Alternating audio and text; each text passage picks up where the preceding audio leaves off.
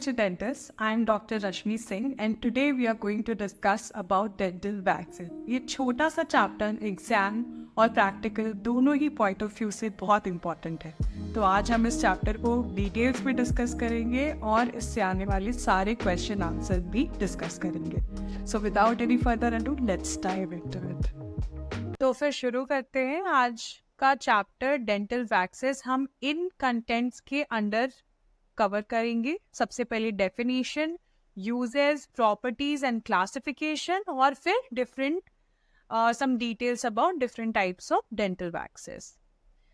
Let's discuss first the important questions which can be asked from this chapter so that हम exactly पता रहे कि हमें किस sequence में क्या important है और क्या नहीं. सबसे पहले अगर हम इस चैप्टर को ले तो लॉन्ग क्वेश्चन आने के चांसेस काफ़ी कम होते हैं, और अगर लॉन्ग क्वेश्चन आता भी है तो जनरली कैसे फॉर्म होता है, डेफिनेशन पूछेंगे, यूजेस या क्लासिफिकेशन पूछेंगे, आइडियल प्रॉपर्टी पूछ सकते हैं पैटर्न वैक्स की, एंड देन सबसे इम्पॉर्टेंट जो क्वेश्चन इस चैप्टर से आता है वो मोस्टली इनले पैटर्न वैक्स होता है. ठीक है, it could be asked in long question अगर आया तो, और otherwise inlay pattern wax is the most asked question in short questions also. Then other than inlay wax अगर कुछ आया तो वो होगा बेस प्लेट या मॉडलिंग वैक्स. ठीक है, other than these two waxes ideal requirements भी कभी कभी पूछे जाते हैं और factors affecting distortion of the pattern wax भी पूछे जाते हैं. इन सब क्वेश्चंस को और इस चैप्टर को हम अभी डिटेल में डिस्कस करेंगे. So let's start with the introduction. Waxes are nothing but thermoplastic organic polymers consisting of hydrocarbons and their derivatives. अब थर्मोप्लास्टिक क्या होता है? It's any kind of material जो कि टेम्परेचर रेज करने से वो मोल्डेबल स्टेट में चला जाता है. ठीक है, उसको हम थर्मोप्लास्टिक कहते हैं. तो वैक्सेस ऑब्वियस सी बात है, जब हम वैक्सेस का टेम्परेचर रेज करते हैं, उसको हीट करते हैं, तो वो मोल्डेबल हो जाता है, प्लायबल हो जाता है ना. So waxes are the thermoplastic organic polymer जो कि हाइड्रोकार्बन्स और उसके डेरिवेटिव्स का बना हुआ होता है. ठीक है, clear? Then let's see the definition. It's a low molecular weight ester of fatty acids derived from natural and synthetic components like petroleum derivatives that soften to plastic state at relatively low temperature. अब definition का ऐसा है कि हमें समझ तो आता है बट डेफिनेशन को थोड़ा सा याद करना पड़ेगा, है ना. Other than definition we'll see the applications. Various applications of waxes in dentistry हर जगह होता है, लाइक पैटर्न बनाने में for the inlay, onlay, crowns, partial denture या फुल डेंचर का पहले हम उसका एक पैटर्न बनाते हैं. फिर इम्प्रेशन को इडेंचुलस एरिया की जो इम्प्रेशन है उसको रिफाइन करने के लिए भी यूज करते हैं. पूरा इम्प्रेशन नहीं लेते हैं, it's not an impression material, but corrective impression लेने के लिए इसका यूज होता है. देन बीडिंग एंड बॉक्सिंग, सबने प्री क्लिनिकल के टाइम पे किया होगा बीडिंग बॉक्सिंग, वो करते हैं. Then after that forming occlusal rims on base plate. After that, forming framework of RPD, मतलब any cast partial denture का framework बनाने के लिए हम waxes का use करते हैं. Then improving the contours of impression tray, है ना. अगर किसी भी stock tray को अगर हम use कर रहे हैं for taking impression तो उसको refine करने के लिए भी use करते हैं. And then for bite registration. After application, we'll see the properties of waxes. That I have included all the properties and we'll explain each one of them one by one. So first is melting range. अब melting range क्यों लिखा है, melting point या melting temperature क्यों नहीं लिखा है जो जनरली हमें सुनने में आता है? वो इसलिए क्योंकि हर एक वैक्स जो है वो बहुत सारे वैक्सेस से मिल के बना होता है. ठीक है, सो अब हर एक वैक्स के कॉम्पोजिशन में जो चीजें यूज हुई है सबका मेल्टिंग पॉइंट अलग अलग है, मेल्टिंग टेम्परेचर अलग अलग है, इसीलिए उन सब का एक मेल्टिंग रेंज निकाला जाता है, जो उसमें से सबसे कम में मेल्ट हो जाता है टेम्परेचर पे और जो सबसे ज्यादा टेम्परेचर पे मेल्ट हो जाता है. इसीलिए फर्स्ट इज मेल्टिंग रेंज. तो कम मेल्टिंग टेम्परेचर पे हमने जो डेफिनेशन में पढ़ा उस पे ही हमारा प्लाएबल यूजेबल हो जाने का प्रॉपर्टी होता है वैक्सेस में. Second is thermal expansion. अब वैक्सेस का thermal expansion one of the largest coefficient of thermal expansion होता है इसमें. अब कोएफिशिएंट ऑफ थर्मल एक्सपेंशन का मतलब जैसे हम टेम्परेचर बढ़ाएंगे वैसे ही मटेरियल एक्सपैंड करने लगेगा, तो उसको कहते हैं कोएफिशिएंट ऑफ थर्मल एक्सपेंशन. तो वैक्सेस का one of the largest coefficient of thermal expansion होता है. जैसे ही हम टेम्परेचर बढ़ाते हैं वैसे ही वो एक्सपैंड थर्मल जो कोएफिशिएंट ऑफ थर्मल एक्सपेंशन है वो ज्यादा होता है. Next is mechanical property. Mechanical property बहुत ही लो होती है. अब मैकेनिकल प्रॉपर्टी किस किस चीज के अंडर हम देखते हैं? Compressive stress, then tensile stress, and all these things are very low for waxes, because जैसे ही हम wax को हीट करते हैं वैसे ही ये सारे मैकेनिकल प्रॉपर्टीज जो हैं वो धीरे धीरे डिग्रेड होने लगते हैं. So mechanical properties are not good. Next is flow. Flow we all know, जैसे ही हम टेम्परेचर रेज करते हैं, हम हीट करते हैं वैक्सेस को, वैसे ही जो फ्लो होता है वो विथ टेम्परेचर बढ़ जाता है और विस्कोसिटी कम हो जाती है. Next is internal stresses. अब इंटरनल स्ट्रेसेस, अगर हम वैक्स को ठंडा कर रहे हैं गर्म करने के बाद, अगर हम उसमें कार्विंग कर रहे हैं, अगर हम उसकी पॉलिशिंग कर रहे हैं, अगर हमने गर्म करके फिर उसको ठंडा किया, ये जो रिपीटेड जो भी साइक्लिक चेंजेस हम कर रहे हैं, all these changes result in incorporation of these internal stresses in our waxes. और ये release of stresses at higher temperature causes an irreversible deformation that can destroy the fit of our wax pattern. So this is one of the property जो हमें ध्यान रखनी होती है. Next is ductility. Ductility of the waxes is again very good with increase in the temperature, है ना. Next is distortion. Distortion results from thermal change. जैसे ही उसकी हीट बढ़ाते हैं वैसे ही उसका जो थर्मल चेंजेस होता है वो होने लगता है. And the relaxation of the stresses. After property, property हमने अच्छे से पढ़ ली. अब after property we will see the classification. First classification is based on the application और यूज, जिसमें से पहला pattern wax, processing wax and impression wax. This is one of the most important classification of dental waxes. Pattern wax में क्या क्या आता है? Inlay wax, casting wax and base plate wax, जिसको मॉडलिंग वैक्स भी कहते हैं. और प्रोसेसिंग वैक्स में आता है boxing wax, utility, sticky wax, blockout wax, carding wax, basically all kind of waxes जो कि other than pattern wax and impression wax. Next is impression wax, जिसमें corrective impression wax and bite registration wax आते हैं. Next is according to the origin, either it could be a mineral wax, plant और animal wax. Mineral में आता है paraffin, microcrystalline and ceresin. Plant में आता है carnauba, gum and cocoa. Animal वाला जो है वो थोड़ा सा इंटरेस्टिंग है, bees wax and spermaceti wax. Beeswax क्या होता है? It is brittle with intermediate melting temperature. ठीक है, ना बहुत ज्यादा ना बहुत कम. Added to many of the waxes because of its desirable flow property. जहां पे भी बीज वैक्स हम इनकॉर्पोरेट करते हैं वो बीज वैक्स का फंक्शन क्या होता है? उसको डिजायरेबल फ्लो प्रॉपर्टी प्रोवाइड करना at mouth temperature, which is obtained from insects, bees. And next is spermaceti wax. यहाँ मैंने स्टामक इसलिए लगाया है क्योंकि ये एमसीक्यूज में बहुत पूछा जाता है कि स्पर्मेसिटी वैक्स किस एनिमल या इंसेक्ट से मिलता है, बिकॉज ये उस क्राइटेरिया में है इस क्लासिफिकेशन में. So spermaceti waxes are obtained from sperms of whale. And कहाँ यूज होता है? To coat the dental floss, लेकिन डेंटिस्ट्री में इसका यूज कम ही होता है. आफ्टर द क्लासिफिकेशन, हमने फर्स्ट वाले क्लासिफिकेशन में देखा था जिसमें मैंने बताया था वो सबसे इंपॉर्टेंट क्लासिफिकेशन है कि हम pattern wax, impression wax and processing wax, इन तीनों में डिवाइड करते हैं. सो पहले हम सबसे पहले देखेंगे पैटर्न वैक्स. Pattern wax. अब पैटर्न वैक्स को पैटर्न वैक्स क्यों कहते हैं? क्योंकि अगर हमें इनले, ऑनले, क्राउन्स या ब्रिजेस या फिर पार्शियल डेंचर्स बनाना है तो सबसे पहले उस फ्रेमवर्क को हम वैक्स से एक उसका पैटर्न तैयार करते हैं। ठीक है, अब हमने जैसे यहाँ पे एक क्राउन बनाने के लिए पैटर्न तैयार कर लिया।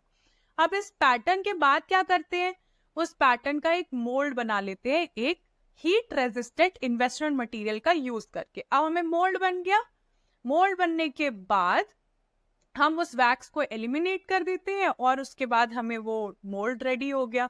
अब उस इवैक्यूएटेड चेम्बर में हम क्या करते हैं, मोल्टन अलॉय पोर करते हैं। मोल्टन अलॉय को पोर करने के बाद हमें अपना फाइनल रिस्टोरेशन मिलता है।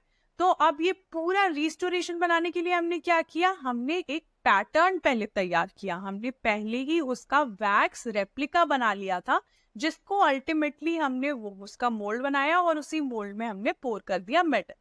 इसी वजह से ये जो वैक्स है, इस पर्पस के लिए जो वैक्स यूज होता है उसको कहते हैं pattern wax. I hope it's clear. इसमें क्या क्या आता है पैटर्न वैक्स में? First is inlay wax, second is casting wax, जो कि हम removable partial dentures, cast partial dentures बनाने में यूज करते हैं। Inlay wax mostly fix partial dentures, crowns, bridges और इनले एंड ऑनले में यूज होता है। And third is base plate wax और मॉडलिंग वैक्स, जो कि आप प्री क्लिनिकल में बहुत ऑफन यूज करते हैं for making the occlusal rims. After that there will see some ideal requirements of pattern wax. जैसे आज तक हमने जितनी भी टॉपिक्स कवर किए डेंटल मटेरियल के, उसमें हम सबसे पहले एक आइडियल रिक्वायरमेंट, आइडियल प्रॉपर्टीज देख लेते हैं और उसके बाद फिर हम एक एक करके प्रॉपर्टी पढ़ते हैं कि कितने हद तक वो पर्टिकुलर मटेरियल वो आइडियल क्राइटेरियाज को फुलफिल कर रहा है कि नहीं। उसी तरह से हम सबसे पहले आइडियल रिक्वायरमेंट देखेंगे एक पैटर्न वैक्स में क्या क्या होना चाहिए। फर्स्ट इज जब हम उसे हीट करें, जब टेम्परेचर रेज करें, तो वो इवनली यूनिफॉर्मली सॉफ्टन हो। ठीक है। Second, good thermal conductivity. Same चीज, गुड थर्मल कंडक्टिविटी हमें क्यों चाहिए? ताकि हम एक जैसा यूनिफॉर्मली सॉफ्टनिंग अचीव कर पाए। Next is low thermal expansion. Thermal expansion या फिर थर्मल कॉन्ट्रैक्शन, दोनों ही हमें किसी भी मटेरियल में, किसी भी वैक्स में कम से कम चाहिए, क्योंकि हम उस किसी भी रिस्टोरेशन का जो हम बनाना चाहते हैं उसका पैटर्न हमने उस वैक्स से बनाया है। सो हम एग्जैक्टली चाहेंगे कि हमने जैसा पैटर्न बनाया वैसे का वैसा हमें लास्ट में रिस्टोरेशन अचीव हो। तो अगर उसमें एक्सपेंशन या फिर कॉन्ट्रैक्शन, श्रिंकेज हुआ तो फिर हमारा फिट नहीं आएगा। तो हम एक लो थर्मल एक्सपेंशन एक्सपेक्ट करते हैं ideally. Next is high flow when softened and low when solidified. Next is colour should be in contrast. अब कलर जिस चीज के साथ भी यूज हो रहा है, अगर हम डाई पे यूज कर रहे हैं इनले वैक्स के लिए, तो हम उस डाई स्टोन के कलर के से कॉन्ट्रास्ट कलर यूज करेंगे just for with the oral tissue और the dye material. Then there should not be any flakiness और सरफेस रफनेस। जब भी हम उसको सॉफ्ट करें तो स्मूथ होना चाहिए, यूनिफॉर्म सॉफ्टनिंग होनी चाहिए। Then it should not leave any residue during burnout. अभी जैसे हमने पूरा प्रोसेस देखा था कि पैटर्न वैक्स से क्या करते हैं, तो इसका बर्नआउट का मतलब है कि जब हमने इन्वेस्टमेंट मटेरियल डाल दिया, उसके जब डी वैक्सिंग करते हैं, हम उसको हीट करके वैक्स हटाते हैं सो दैट हमें वो मोल्ड मिल जाए, इवैक्यूएटेड चेम्बर मिल जाए, तो उस समय वो जाते समय, बर्नआउट होते समय कोई रेसिड्यू पीछे ना छोड़े और पूरी तरह से क्लीनली निकल जाए। उसका ये एक आइडियल प्रॉपर्टी है। Next is the pattern wax should be rigid and dimensionally stable.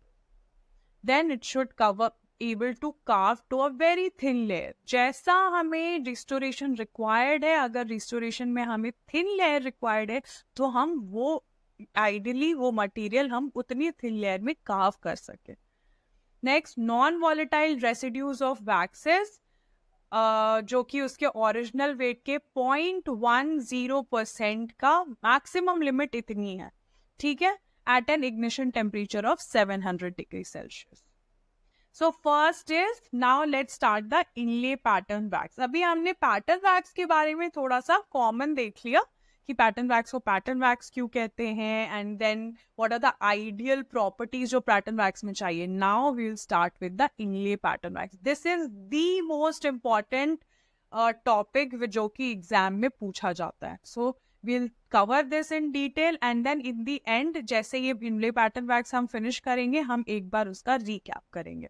So inlay pattern wax जो होता है सबसे पहले हम introduction देखेंगे. These are generally produced in deep blue, green और purple sticks. कभी कभी palette और cones में भी आता है.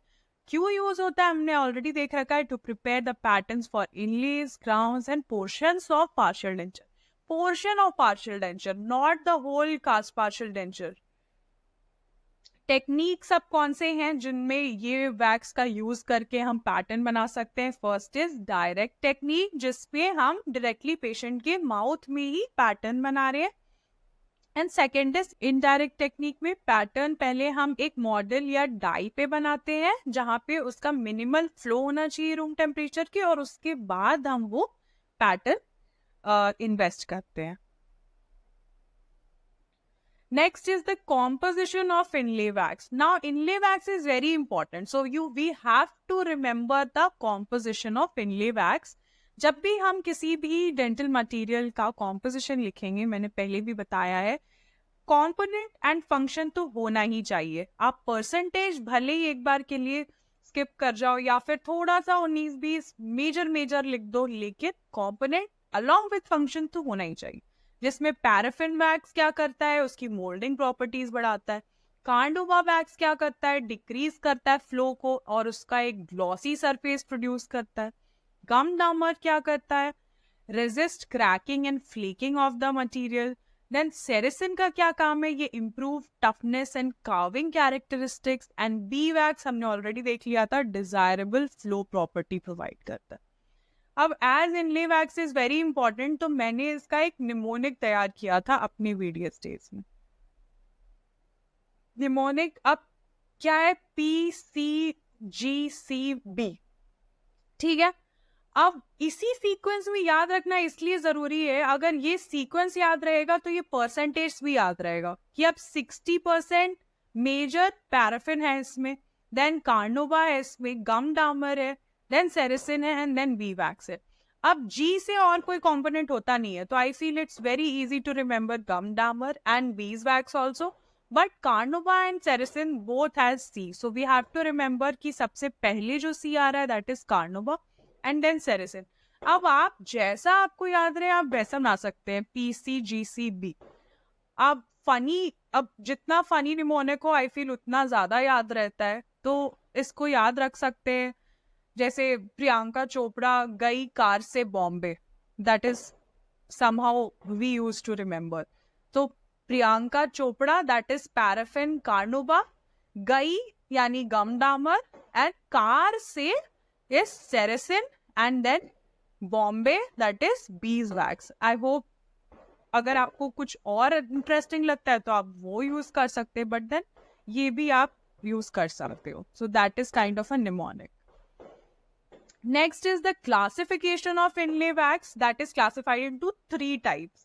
फर्स्ट वाला टाइप जो है वो सॉफ्ट होता है नेचर में और उसको इनडायरेक्ट टेक्निक के लिए यूज करते हैं. अभी हमने डायरेक्ट इनडायरेक्ट टेक्निक देखा. टाइप 2 जो होता है वो मीडियम सॉफ्ट होता है, मतलब ना बहुत सॉफ्ट ना बहुत हार्ड, तो उसको डायरेक्ट टेक्निक के लिए यूज करते हैं जब हम पेशेंट के मुंह में डायरेक्टली पैटर्न बना रहे हैं. एंड थर्ड वाला जो होता है वो हार्ड इन नेचर होता है, इसीलिए उसको रेयरली यूज किया जाता है इनडायरेक्ट टेक्निक के लिए. Next the properties. अब हमने आइडियल प्रॉपर्टीज देख लिए पैटर्न वैक्स की. अब देखते हैं कि इनले पैटर्न वैक्स में क्या क्या प्रॉपर्टीज, कौन कौन से बॉक्सेस टिक होते हैं.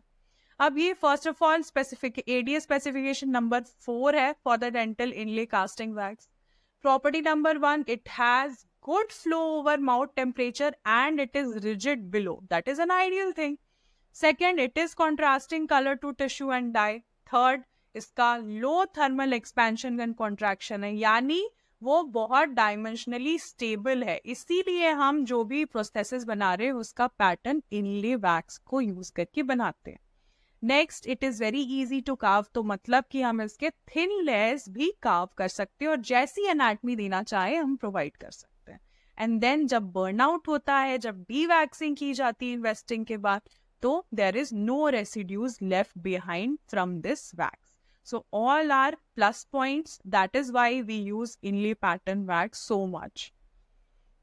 Next is manipulation. अब हम कैसे इसको हीट करके प्लायबल कंडीशन में लाएं, या तो हम ड्राई हीट टेक्निक यूज कर सकते हैं या तो हम वेट हीट टेक्निक यूज कर सकते हैं। ड्राई हीट टेक्निक में हम वही जो करते हैं, फ्लेम के ऊपर उसको सॉफ्टन करेंगे, then we'll knead it and then adapt it जैसे भी हम जिस शेप में चाहते हैं। वेट हीट टेक्निक में क्या होता है, हम उसको वार्म कैसे कर रहे हैं, एक हॉट वाटर में डिप करके।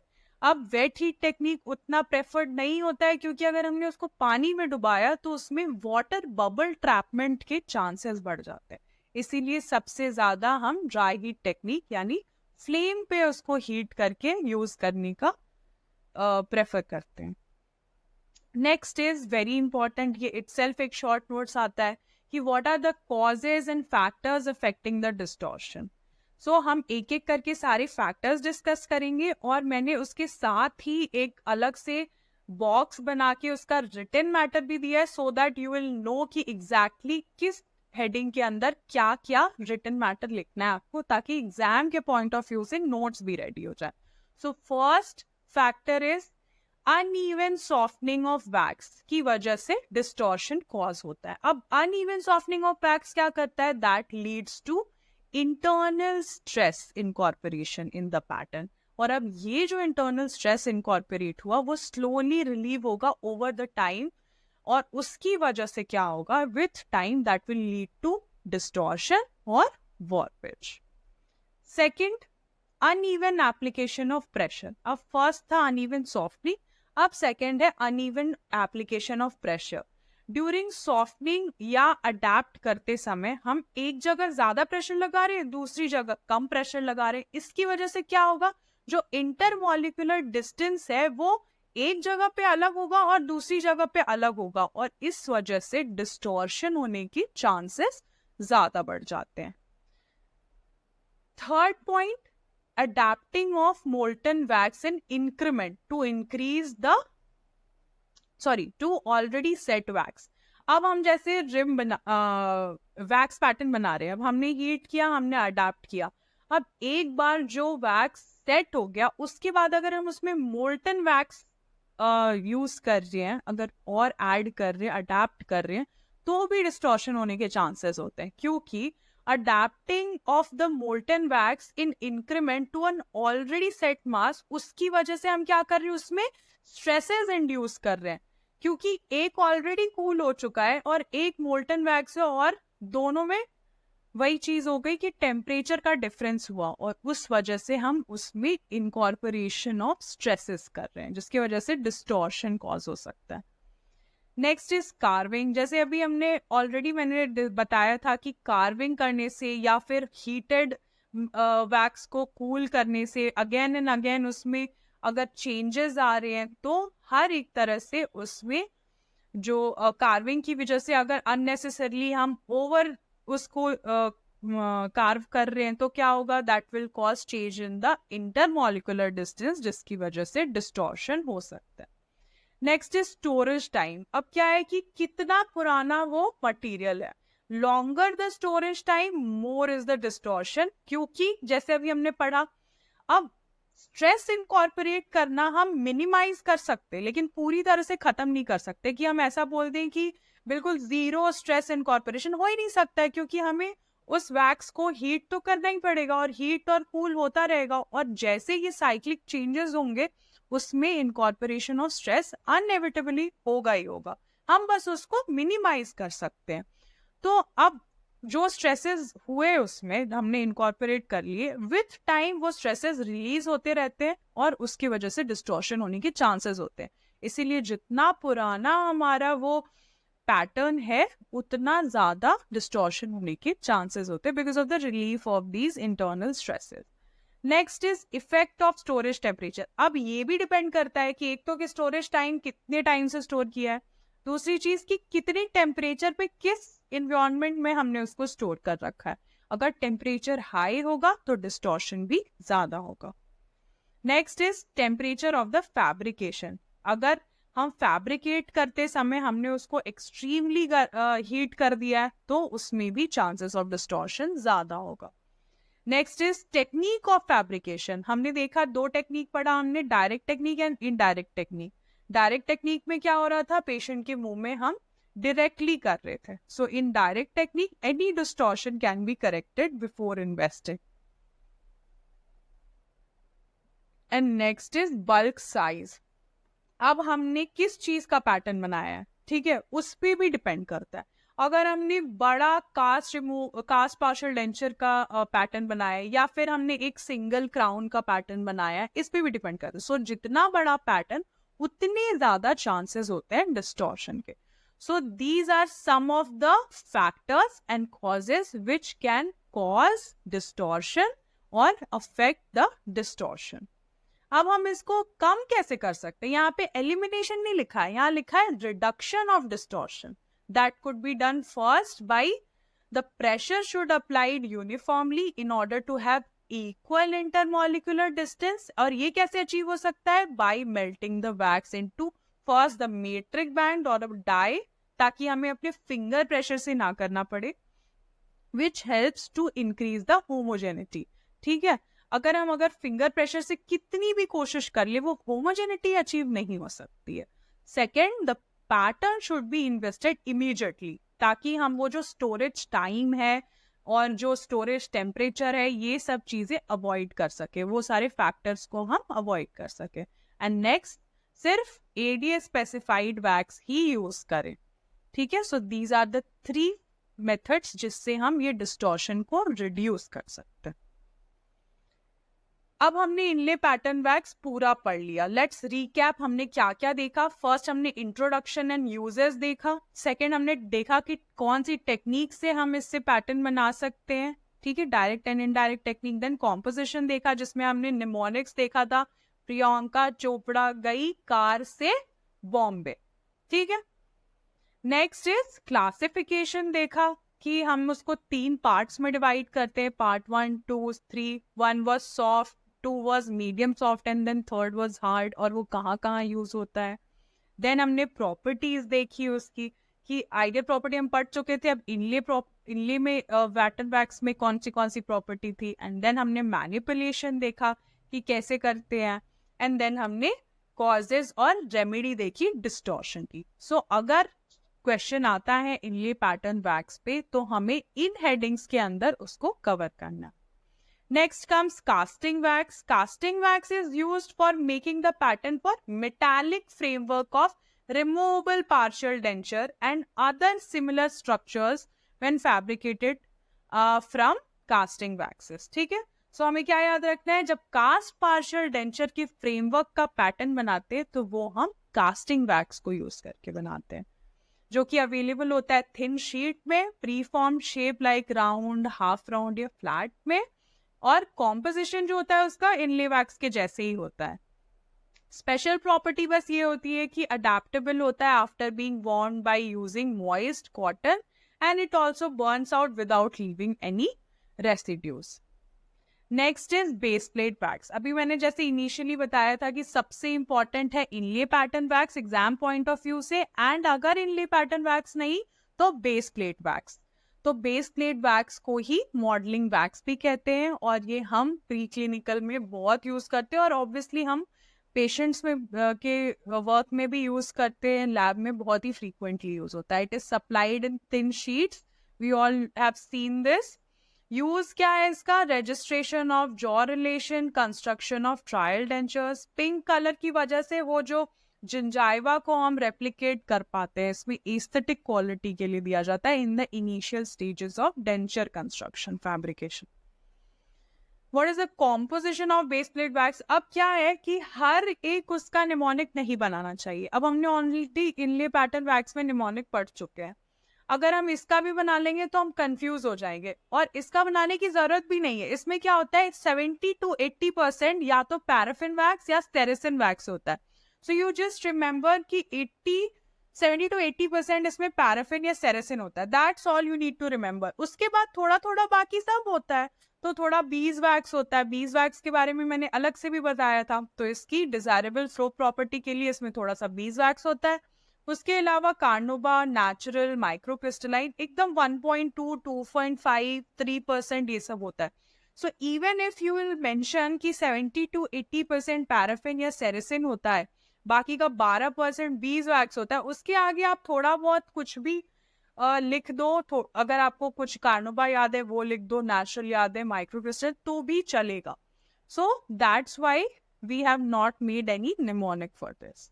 After composition will see the manipulation. Again हमने जैसे डिस्कस किया था dry heat and wet heat, हम वैसे भी वेट वाली चीज जो कि dipping of in the water है हम वो यूज नहीं करते हैं, हम ड्राई हीट यानी ओवर द फ्लेम ही उसको मैनिपुलेट करते हैं। इसका मेरिट क्या होता है, इजी टू मोल्ड होता है जब सॉफ्टेंड होता है तो, and it does not flake or when it is carved, and it is very easy to carve and there is no change in the property जब उसको frequently melt और solidify करते हैं। अब हम लोग रिम बनाते समय कितनी बार उसको मेल्ट करते हैं, फिर उसको सॉफ्ट करते हैं, फिर थोड़ा ऐड करते हैं, लेकिन ये सब करने में उसकी प्रॉपर्टी में कोई चेंज नहीं होता है, and there is no residues after the application of boiling water और जब हम उसकी फ्लास्किंग के बाद डी वैक्सिंग करते हैं तो again there is no residues left. Disadvantage ये है कि हाई थर्मल एक्सपेंशन होता है इसका, जो which is not ideal for any pattern wax which we have already seen, so that is a disadvantage, मतलब कि उसका डायमेंशनल चेंज होता है due to the stress relief. Next, अब हमने बेस प्लेट वैक्स पूरा पढ़ लिया। अब बेस प्लेट वैक्स अगर आता है तो हमें किस किस हेडिंग के अंदर, लेट्स रिवाइज इट फटाफट once.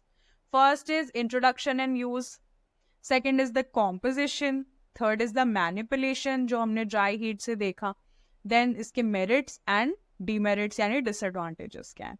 This is very short and sweet, ये हमेशा शॉर्ट नोट्स में ही आएगा, लॉन्ग में आने के चांसेस बिल्कुल भी नहीं। We have now concluded pattern wax, which is the very most important waxes. Next, we'll see the processing wax. Processing wax में that is used primarily as an auxiliary aid, यानी कि एकदम particularly जैसे हमने अभी पढ़ा pattern wax का कि inlay wax fixed partial denture में inlay only crown and bridges में होता है, and then फिर कौन सा कास्ट पार्शियल डेंचर के लिए होता है, कौन सा रिम्स यानी कंप्लीट डेंचर फैब्रिकेशन के लिए यूज होता है।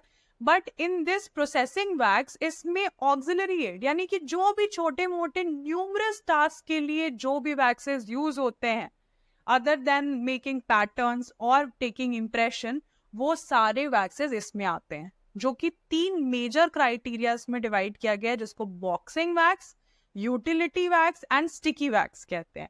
ठीक है, बॉक्सिंग वैक्स हमने सबने किया प्री क्लिनिकल में। यूज क्या होता है, use to box the impression यानी एक वर्टिकल वॉल बनाने के लिए यूज किया जाता है बिफोर पोरिंग स्टोन और plaster to the impression of the edentulous arch. Then ऐसी टेक्निक क्यों करते हैं, ताकि हम अपना कास्ट ट्रिमिंग में और उसकी थिकनेस को कंट्रोल करने में बाद में टाइम वेस्ट ना हो, इसीलिए हम बॉक्सिंग वैक्स का यूज करते हैं। Then that consists of very narrow stick or strip of wax around the impression below its periphery, followed by a wide strip of wax producing a form around entire impression. अभी हमें बस इतना याद रखना है कि used to box the impression before pouring stone or cast of an impression of an edentulous arch. It forms what it forms. It forms the peripheral height. Next is utility wax, supplied in forms of sheets or thin sticks या thin sheets. Most likely consists of beeswax, petroleum and other soft waxes. ठीक है, यानी हमें beeswax मतलब अगर कहीं सुन लिया तो इसका मतलब हमें flow property उसकी desirable चाहिए होंगी। Uses क्या है, to bring the, अब स्टॉक ट्रे क्या है, सबके लिए कस्टमाइज नहीं होता है, वो स्टॉक ट्रे इसीलिए कहते हैं उसको हमें डिजायरेबली कंट्रोल करने के लिए, उसकी हाइट, फ्लैंजेस की हाइट बढ़ाने के लिए, ताकि हम सैगिंग प्रिवेंट कर सके, हम यूटिलिटी वैक्स का यूज करते हैं, जैसे इस फोटो में दिख रहा है। Next is to stabilize the bridge bonding before soldering. अब सोल्डरिंग के पहले अगर 2 चीजों को हमें सोल्डर करना है टुगेदर, तो उनको होल्ड करने के लिए भी इस वैक्स का यूज होता है, स्टेबलाइज करने के लिए भी। Next is sticky wax, the only brittle. अब इसके बारे में क्या इंपॉर्टेंट है कि this is the only brittle wax जो कि having 0 flow at room temperature. Room temperature पे ये बिल्कुल ही फ्लो नहीं करता है, 0 फ्लो होता है। So it is supplied in the form of sticks of about 7.5 centimeters length and 0.6 centimeters diameter. Composition includes rosin, yellow bee wax, then low and high melting resin, some color, and then gum darmer. Uses क्या है? Temporary join करने के लिए किसी metallic crown या bridge prior to soldering, या फिर temporary अगर किसी डेंचर किसी का टूट गया है, डेंचर बेस को टेम्पररी ज्वाइन करने के लिए भी हम स्टिकी वैक्स का यूज करते हैं. Property, no flow at room temperature, it's very brittle, easily removable by boiling water. ये तो हाथ से भी इट्स वेरी ब्रिटल, बहुत आराम से निकल जाता है. Next is it has minimum shrinkage when cooling. It prevents movement of any joint parts. मतलब जैसे आपने उसको एक साथ stabilize किया वैसे का वैसा रहेगा. And then manipulation is by dry heat, यानी flame के ऊपर ही हम उसको manipulate करते. Next, अब 3 हमने major देख लिए वैक्सेस जो प्रोसेसिंग वैक्स के अंदर होता है. उसके बाद बहुत सारे अदर वैक्सेस भी प्रोसेसिंग वैक्स के अंदर आते हैं जो ऑक्सिलरी एड का काम करते हैं. इसमें से एक है कार्डिंग वैक्स, जिसको यूज किया जाता है, जिसके ऊपर टीथ सेट लगा के हमें मिलता है मैन्युफैक्चरर से, उसको कहते हैं carding wax. Next is block out wax. ये क्या यूज करते हैं? टू फिल एनी वॉइड्स और अंडरकट्स. हम कोई भी रिमूवल कास्ट पार्शियल डेंचर बनाने से पहले उसके जो भी वॉइड्स या फिर अंडरकट्स हैं उसको ब्लॉक करने के लिए ये वाला वैक्स यूज करते हैं. Next is beading wax. हमने बॉक्सिंग देखा, बॉक्सिंग करने से पहले अभी हमने देखा था पेरीफेरी के नीचे एक और स्ट्रिप लगाया जाता है, that is beading wax. Composition is bees wax, paraffin wax और सॉफ्ट वैक्स. अब हमने क्या क्या देख लिया? हमने देख लिया pattern wax and processing wax और उसके अंडर जो वैक्सेस आते हैं. और अब हम देखेंगे इम्प्रेशन वैक्सेस. इम्प्रेशन वैक्सेस के अंदर 2 वैक्स आते हैं, दैट इज करेक्टिव वैक्स और बाइट रजिस्ट्रेशन वैक्स. अब इसका यूज क्या है? इसका यूज बहुत ही लिमिटेड है और सिर्फ उन एरियाज में है जहां पे अंडरकट्स प्रेजेंट नहीं होते हैं, ठीक है, और वो भी ईडेंचुलस पोर्शंस में, ठीक है, of the mouth, that is generally. और कभी भी ये वैक्स इंडिविजुअल में, मैंने पहले एप्लीकेशन टाइम पे भी बताया था कि सिर्फ इम्प्रेशन लेने के लिए ये कोई इम्प्रेशन मटेरियल नहीं है. ये किसी और impression material like polysulfide rubber, zinc oxide eugenol या फिर इम्प्रेशन कंपाउंड के साथ में इसको यूज किया जा सकता है to correct that impression, to modify that impression. इसीलिए इसको करेक्टिव वैक्स भी कहते हैं. लेकिन इसको सिर्फ इम्प्रेशन लेने के लिए यूज, मतलब सिर्फ इसी मटेरियल को यूज करके हम इम्प्रेशन नहीं ले सकते. और इसका यूज बहुत लिमिटेड है, non undercut areas of edentulous portion में ही इसका यूज किया जा सकता है. For example the korecta wax and आलू wax. Korecta wax is the corrective wax and आलू wax is for the bite registration wax. First one is corrective impression wax. It is used for wax veneer. Veneer कहीं भी आया, इसका मतलब किसी भी चीज के ऊपर जो कवरिंग होती है ना, उसको कहते हैं. So it is used as a wax veneer over the original impression. जो मैंने अभी बताया, इम्प्रेशन किसी और मटेरियल से लेंगे और उसके ऊपर की कवरिंग यानी उसको करेक्ट करने के लिए, उसको मॉडिफाई करने के लिए हम इस वैक्स का यूज करते हैं. इसका और एप्लीकेशन भी होता है, like first is functional impression लेने के लिए डिस्टल एक्सटेंशन पार्शियल डेंचर्स में. Second, to record the PPS area, posterior palatal seal area, जब हम डेंचर फैब्रिकेट करते हैं. And third is functional impression of obturators, जब हम करते हैं. तो ये सब हम इंडिविजुअल चैप्टर्स में डिटेल में देखेंगे. सो कॉम्पोजिशन क्या होता है? Paraffin, ceresin and bees wax. Property ये होती है कि फ्लो करता है एट 37 डिग्री सेल्सियस, इसका 100%, and then subject to distortion जब हम माउथ से उसको रिट्रीव करते हैं. तो सो इसका एग्जाम्पल है करेक्टिव वैक्स का Iowa wax and korecta wax. इसका नाम हमें याद रखना है, MCQs में पूछा जा सकता है. Which of the waxes are corrective impression waxes? So it's Iowa wax, impression wax and korecta wax. Next is bite registration wax. इसमें क्या क्या होता है? बीज wax, paraffin and ceresin. Mostly सारे वैक्सेस में bees wax, paraffin and ceresin होते ही हैं. Then uses क्या है? It is to record and transfer the interocclusal relationship at centric occlusion position to the articulator. हम पेशेंट के मैक्सिलरी एंड मैंडिबुलर टूथ का inter occlusion relationship को record करके उसको आर्टिकुलेटर पे ट्रांसफर करने के लिए वाइट रजिस्ट्रेशन वैक्स का यूज करते हैं. And to record and transfer the centric relation position. ठीक है, पेशेंट का जो सेंट्रिक रिलेशन होगा वो हम अलोंग विद द सिलिकॉन या फिर zinc oxide eugenol wash impression के साथ लेके रिकॉर्ड करके उसको आर्टिकुलेटर पे ट्रांसफर करने का यूज होता है. प्रॉपर्टी यही है. 37 डिग्री सेल्सियस पे इसका फ्लो बहुत कम है, 2.5 to 22%. Ease of manipulation, correction and verification, mode of supply या तो शीट्स में आते हैं या तो यू शेप के रॉड्स आते हैं ताकि हम उसको अपनी डेंटल आर्च पे स्टेबलाइज कर सके. और एग्जाम्पल है इसका Aluwax. So with this slide we have concluded our dental waxes chapter. I hope you have understood this chapter properly और सारे important questions और उसके answers भी आपको clear होंगे. So we'll see some other dental topic in the next video. Hope to see you there again. Till then, happy studying.